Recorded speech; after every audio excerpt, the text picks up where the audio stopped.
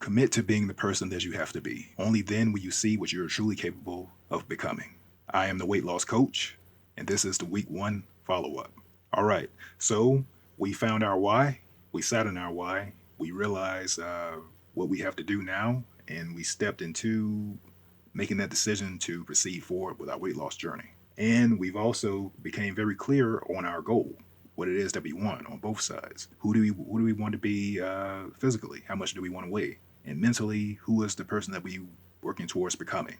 That we're doing this mental work on to unravel, to be the best that we can be, to be that person who has the ability to achieve the life of our wildest dreams. Another assignment that I gave you was finding sources of inspiration, aspirations, and people who also engaged in the journey who weighed as much as you had weighed or more and had ailments, if you have ailments, who were similar to yours, who committed to the journey and finished the journey.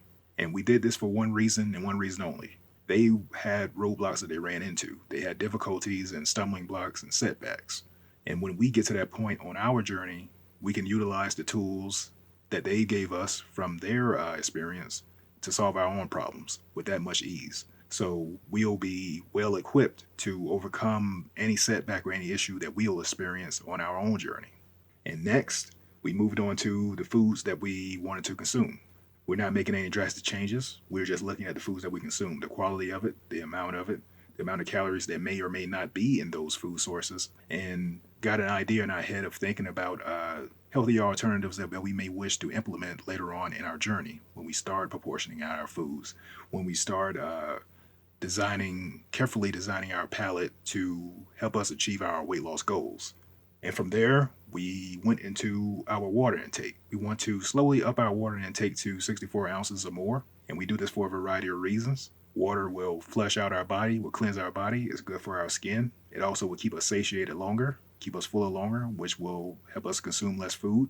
It would also, if you have a high salt diet, it will also flush salt out of your body. And those are basically the objectives that we wanted to cover for week 1. We want to set ourselves up for success on this journey. And these first 2 weeks were just that. We're assessing our mind and we're assessing ourselves physically where we are right now. Next week, we'll begin making our moves. So I wish you luck, I wish you success, and peace.